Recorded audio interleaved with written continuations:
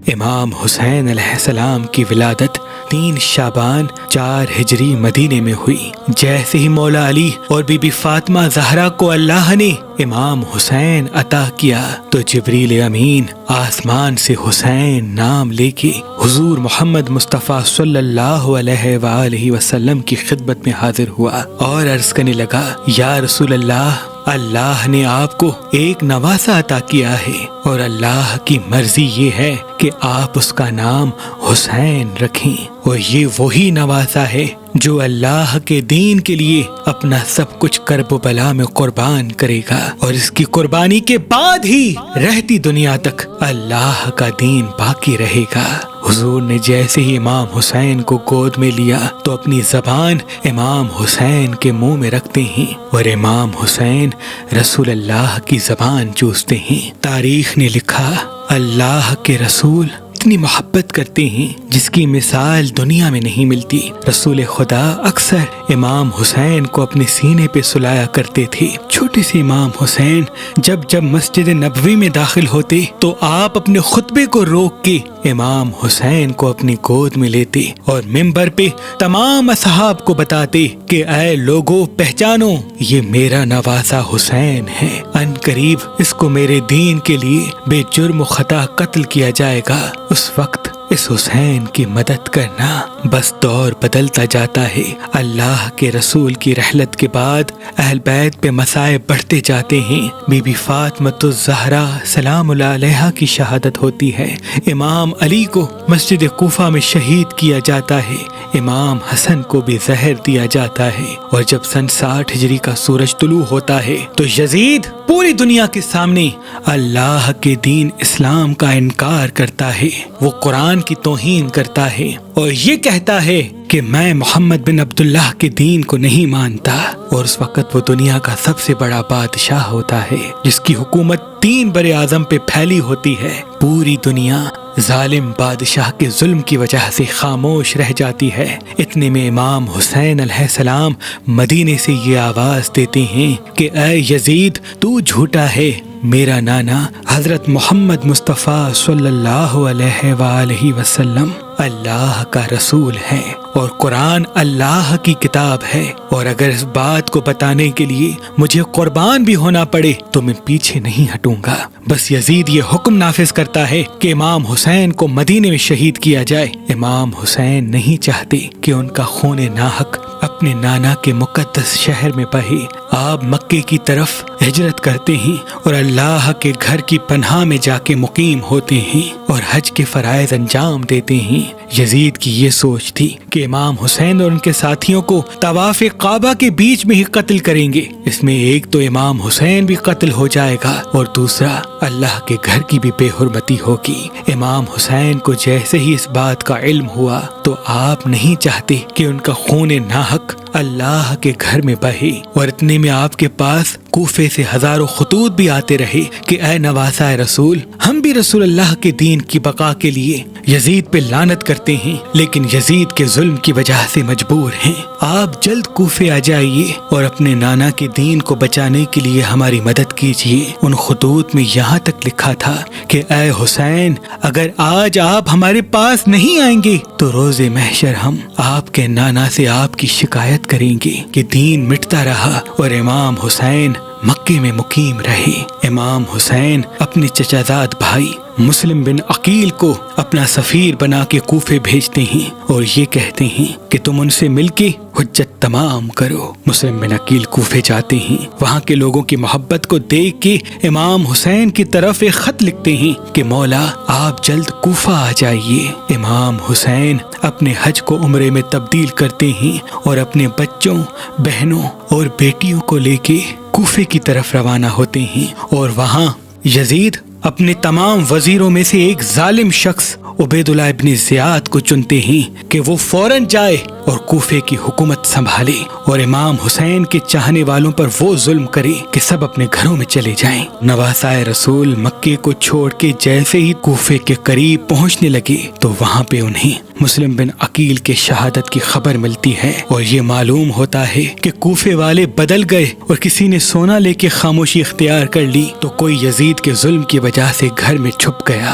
امام حسین چاہتے ہیں کہ عرب کے صحرا کو چھوڑ دیں اور کسی ایسی جگہ چلے جائیں جہاں یزید کی حکومت نہ ہو۔ یہ بات جیسے ہی ابن زیاد کو پتہ چلتی ہے تو وہ ہر کے ساتھ ہزاروں کی فوج بھیجتا ہے اور کہتا ہے جاؤ، حسین کوفے کے آس پاس ہیں، اس کو فوراً قائد کرو۔ اور اپنے رہائی امام حسین کو ڈھونڈتے ڈھونڈتے صحرائے مکیب تک پہنچتے ہیں جہاں امام حسین کا قافلہ ہوتا ہے۔ امام حسین نے جیسے ہی جناب ہر کو دیکھا کہ وہ بھی پیاسے ہیں، ان کے سپاہی بھی پیاسے ہیں، ان کے جانور بھی پیاسے ہیں، آپ عباس سے کہتے ہیں ان سب کو پانی پلاؤ۔ اور امام حسین کا اخلاق دیکھتا ہے اور پانی پینے کے بعد امام حسین کو روک نہیں پاتا، بس امام حسین نہر فرات کے کنارے سے چلتے رہتے ہیں۔ یہ بات جب ابن زیاد کو پتہ چلتی ہے کہ ہر تو امام حسین کے ساتھ نرمی کر رہا ہے تو وہ عمر بن سعد کے ساتھ 18,000 کا لشکر بھیجتا ہے کہ حسین کو فوراً روکو۔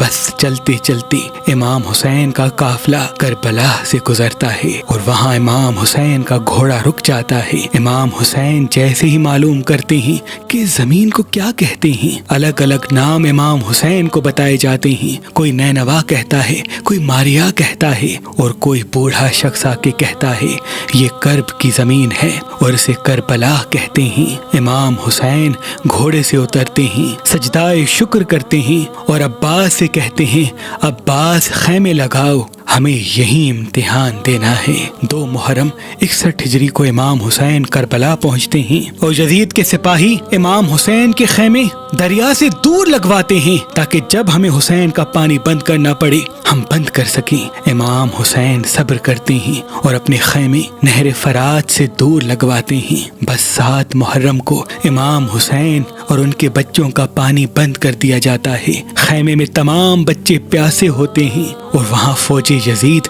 دن بدن بڑھتی جاتی ہے۔ کبھی 25,000 کا لشکر فوج میں شامل ہوتا ہے، کبھی 15,000 کا لشکر فوج میں جمع ہوتا ہے۔ امام حسین کے بچے دیکھتے رہتے ہیں کہ چاروں طرف سے ان کو گھیرا جا چکا ہے۔ یزید کی فوج یہ چاہتی تھی کہ 9 محرم کو امام حسین کو قتل کیا جائے۔ امام حسین ایک رات عبادت کے لیے مانگتے ہیں اور یوں 9 محرم کو جنگ ٹل جاتی ہے اور 10 محرم عاشورہ کے دن رکھی جاتی ہے۔ بس جیسے ہی 9 محرم کا دن ڈھلتا ہے امام حسین بعد نماز عشاء اپنے تمام ساتھیوں کو ایک خیمے میں جمع کرتے ہیں اور فرماتے ہیں تم سب نے میرا بہت ساتھ دیا، میں تم سے خوش ہوں اور چاہتا ہوں کہ اب تم اپنے اپنے گھر واپس چلے جاؤ کیونکہ یہ فوج مجھے شہید کرنا چاہتی ہے۔ اللہ سے تم سب کو جنت روز محشر میں لے کے دوں گا۔ سب امام حسین کے ساتھی خاندان کے افراد ادھر ادھر دیکھتے ہیں کہ یہ ہمارے مولا نے کیا کہہ دیا۔ اتنے میں امام حسین فرماتے ہیں شاید تم لوگوں کو آنکھوں کی شرم نے مارا ہے، عباس چراغ بجھا دو۔ چراغ بجھ جاتا ہے اور کچھ دیر کے بعد جیسے ہی جناب عباس چراغ جلاتے ہیں تو امام حسین دیکھیں تمام ساتھی تلواریں اپنے گلے پہ رکھ کر ایک آواز میں کہتے ہیں کہ اے میرے مولا حسین، ہم آپ کو ان ظالموں میں کیسے چھوڑ کے جائیں؟ ہم بھی اللہ کے دین پہ قربان ہونا چاہتے ہیں، ورنہ ہم روز محشر آپ کی والدہ کو کیا منہ دکھائیں گے؟ بس امام حسین فرماتے ہیں جاؤ اپنے اپنے خیموں میں اللہ کی عبادت کرو۔ بس 10 محرم کا سورج طلوع ہوتا ہے۔ جناب ہر جیسے یہ سمجھتے ہیں کہ اب امام حسین کو شہید کیا جائے گا، آپ بعد نماز فجر امام حسین کے قدموں میں آ کے گر جاتے ہیں، معافی طلب کرتے ہیں اور فرماتے ہیں اے نواسہ رسول مجھے معاف کر دیجیے گا، میں نے سب سے پہلے آپ کا رستہ روکا تھا۔ امام حسین اسے معاف کرتے ہیں اور کہتے ہیں اے حر تو آزاد ہے اور تیری جنت کی ضمانت میں دیتا ہوں، چلا جا۔ جناب حر کہتے ہیں آپ کو ان دشمنوں میں چھوڑ کے میں کیسے جاؤں، مجھے اجازت دیجیے تاکہ میں بھی اللہ کے دین پہ قربان ہو جاؤں۔ بس جناب حر میدان میں آتے ہیں، شہید ہوتے ہیں، ان کے بچے بھی میدان میں آتے ہیں اور اللہ کے دین پہ قربان ہوتے ہیں۔ ایک ایک امام حسین کا اصحاب، چاہے وہ جناب جون ہو، حبیب ابن مظاہر ہو، شہید ہوتا جاتا ہے، یہاں تک کہ بنی ہاشم کے جوان بھی کربلا کی گرم زمین پہ سو جاتے ہیں۔ شہزادہ قاسم کی لاش میدان میں پامال ہو جاتی ہے، جناب عباس نہر کنارے بازو کٹوا کے شہادت کا جام پی لیتے ہیں، علی اکبر کو رن میں برچھی لگتی ہے اور امام حسین کے ہاتھوں میں تڑپ کے اپنی جان کا نذرانہ دیتے ہیں، اور معصوم علی اصغر جب پانی پلانے کے لیے امام حسین میدان میں لے کے آئے تو ظالموں نے اس کو بھی تیر مار کے ایسے شہید کیا کہ امام حسین کے ہاتھوں پر وہ ایسے تڑپنے لگتے ہیں جیسے مچھلی تڑپتی ہے۔ بس امام حسین جب میدان کربلا میں تنہا رہ جاتے ہیں، آپ خیمے میں آتے ہیں اور تمام بیبیوں کو سلام آخر کہتے ہیں اور فرماتے ہیں اے زینب، اے سکینہ، میری شہادت کے بعد جہاں جہاں سے گزرو تو اپنے خطبوں میں میرے نانا محمد مصطفیٰ کا ذکر ضرور کرنا، اسلام کا علم بلند کرنا اور بار بار بتاتے رہنا کہ ہم پہ چاہے کتنا بھی ظلم کرو لیکن ہمارے خون کا آخری قطرہ رسول اللہ کے دین کی گواہی دیتا رہے گا۔ بس میدان میں آ کے حجت تمام کرتے ہیں، فوج یزید کے سامنے آ کے یہ کہتے ہیں اے ظالموں، میں تمہارے رسول کا نواسا حسین ہوں۔ اے کوفے والو، تم نے تو خط لکھ کے مجھے بلایا تھا، میرے پاس تمہارے ناموں کے خط آج بھی موجود ہیں۔ امام حسین ایک ایک خط جس نے لکھا تھا اس کا نام بتاتے ہیں اور پھر فرماتے ہیں اے لوگو، اپنے بلانے پہ پشیمان ہو، کوئی بات نہیں، میرا رستہ کیوں روکا ہے، میرے ساتھ میری بہنیں اور بیٹیاں ہیں، مجھے چھوڑو، میں عرب سے دور کسی دوسری جگہ چلا جاؤں گا۔ وہ سب کہتے ہیں کہ اے حسین، آپ کو شہید کرنے کے بعد یزید ہماری جھولیاں سونے سے بھر دے گا اور ہم سب آپ کو آپ کے بابا علی کے بغض میں قتل کرنا چاہتے ہیں۔ بس امام حسین اللہ کا نام لے کے میدان میں آتے ہیں۔ تاریخ نے لکھا امام علی اکثر فرماتے تھے کہ میرے تمام بیٹوں میں سے سب سے اچھی جنگ حسین لڑتا ہے۔ امام حسین رسول اللہ کے گھوڑے مرتجز پہ سوار تھے، ہاتھوں میں امام علی علیہ السلام کی تلوار تھی اور جسم پر رسول اللہ کے پہنے ہوئے کپڑے، سر پہ رسول اللہ کا امامہ تھا۔ لوگ پہچانتے کہ یہ گھوڑا تو رسول کا ہے، یہ امامہ بھی رسول کا ہے، یہ تلوار علی کی ہے، لیکن افسوس مال دنیا کی لالچ میں نواسائے رسول سے لڑنا شروع کر دیتے ہیں۔ امام حسین 700 کے لشکر کو گرا دیتے ہیں۔ جب دوسرا حملہ ہوتا ہے تو 2100 کا لشکر امام حسین کے مد مقابل ہوتا ہے۔ امام حسین ان کو بھی فنار کرتے ہیں۔ جب عرب کے بڑے بڑے بہادر قتل ہوتے جاتے ہیں تو عمر بن سعد کہتا ہے امام حسین پہ ایک ساتھ حملہ کرو، بس پوری فوج امام حسین پہ حملہ کرتی ہے اور امام حسین علی کے بیٹے علی بن کے ایسے لڑتے ہیں کہ فوج بھاگنا شروع کر دیتی ہے۔ تاریخ نے لکھا 80,000 کا لشکر کربلا کا میدان چھوڑ کے کوفے کی طرف بھاگ جاتا ہے۔ یہ منظر جیسے ہی شمر و عمر بن سعد نے دیکھا کہ حسین کو شہید کرنا بہت مشکل ہے، وہ اپنے سپاہیوں سے کہتے ہیں جاؤ خیموں کو آگ لگا دو۔ بس سپاہی جا کے خیمے کو آگ لگا دیتے ہیں اور پھر شمر کہتا ہے 21,000 کا لشکر ایک ساتھ امام حسین پہ تیر چلائے۔ بس ایک طرف سے امام حسین پہ تیر چلنے لگتے ہیں اور دوسری طرف امام دیکھیں کہ وہاں بیبیوں کی آواز بلند ہو رہی ہے، خیام جل رہے ہیں۔ نواسائے رسول کبھی تیروں کو روکنے کے لیے میدان کی طرف آتے ہیں تو کبھی بیبیوں کی مدد کرنے کے لیے خیام کی طرف جاتے ہیں۔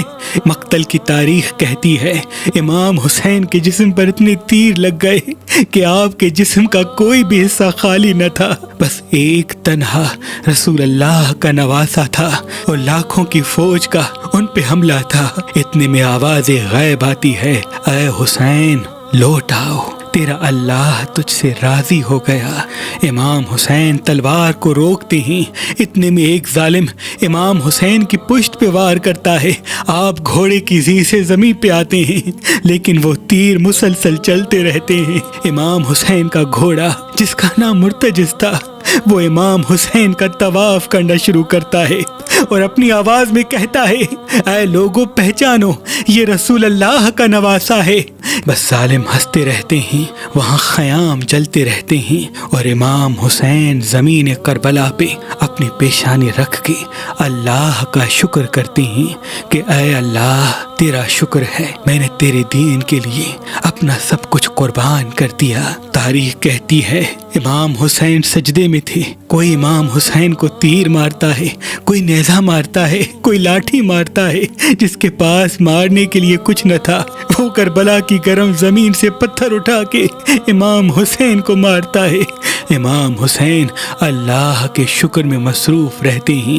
اتنے میں عمر بن سعد کہتا ہے، جاؤ حسین کا سر کاٹ کے آؤ۔ تاریخ نے لکھا، جو امام حسین کے پاس جائے اس کو امام حسین کی آنکھوں میں رسول اللہ کا چہرہ نظر آئے۔ 21 سپاہی جاتے اور واپس آ جاتے۔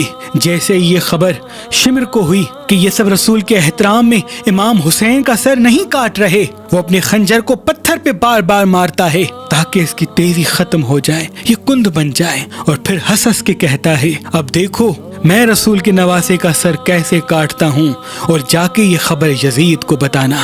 بس وہ قریب آ کے امام حسین کی پشت پہ سوار ہوتا ہے، امام حسین کا سر سجدے میں ہوتا ہے، آپ پیچھے سے امام حسین پہ وار کرتے ہیں۔ مقتل کی تاریخ کہتی ہے امام حسین کے سر کو کاٹتے وقت امام حسین کو ذبح نہیں بلکہ ضرب مار مار کے سر کو تن سے جدا کیا گیا، کیونکہ گلے کی ہڈی پیچھے سے کبھی نہیں کاٹی جاتی بلکہ ضرب مار مار کے توڑی جاتی ہے۔ امام حسین مسلسل اللہ کا شکر کر رہے تھے اور شمر ہنستا جاتا اور امام حسین کے گلے پر خنجر مار مار کے سر کو تن سے جدا کرتا ہے، اور پھر پوری فوج خیموں میں آ جاتی ہے، بیبیوں کو تازیانے مارتے ہیں، ان کے سروں سے چادروں کو لوٹ لیتے ہیں، رسول اللہ کی نواسیاں روتی رہتی ہیں۔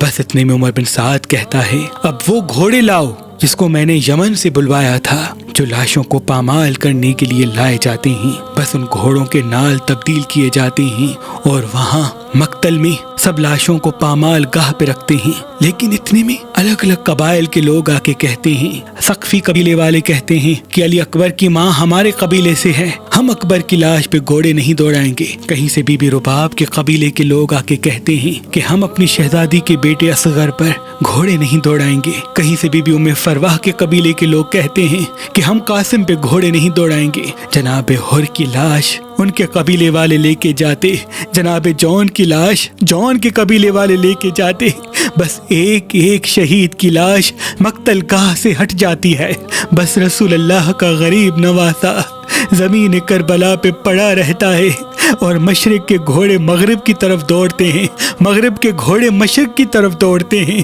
اور امام حسین کے جسم کو پامال کرتے ہیں۔ امام جعفر صادق نے فرمایا، میرا سلام ہو میرے اس غریب دادا پر جس کی لاش کو اتنا پامال کر دیا گیا کہ ان کی دائیں پسلیاں بائیں پسلیوں کی طرف چلی گئیں اور بائیں پسلیاں دائیں پسلیوں کی طرف چلی گئیں۔ بس اتنے میں رات ڈھلنے لگتی ہے اور فوج چلی جاتی ہے اور شام غریباں آ جاتی ہے، ہر بیوی اپنے اپنے وارث پہ روتی رہتی ہے۔ 11 محرم کو بیبیوں کو قید کر کے کوفہ اور کوفہ سے شام لے جایا جاتا ہے، لیکن بی بی زینب اپنے خطبوں میں بار بار کہتی کہ اے یزید، تو چاہے جتنا بھی ہم پہ ظلم کر دے، ہمارے جوانوں کو مار دے، ہماری مستورات کو قید کر دے، لیکن ہم آخری دم تک اللہ کے دین کی گواہی دیتے رہیں گے اور یہ کہتے رہیں گے کہ ہمارا نانا اللہ کا رسول ہے۔ بے شک امام حسین اپنے مقصد بھی کامیاب ہو گیا، وہ شہید ہو کے بھی اسلام کو قیامت تک زندہ کر گیا۔ 1400 سال گزر چکے، لیکن اس یزید کے بعد پھر کوئی دوسرا یزید پیدا نہیں ہوا۔ آج بھی ہمارے پاس قرآن موجود ہے، اسلام موجود ہے، ہمارے دلوں میں حضور محمد مصطفیٰ صلی اللہ علیہ وآلہ وسلم سے محبت موجود ہے۔ سلام ہو کربلا کے شہیدوں پر، سلام ہو امام حسین پر، سلام ہو آپ کے اصحاب اور آپ کی اولاد پر۔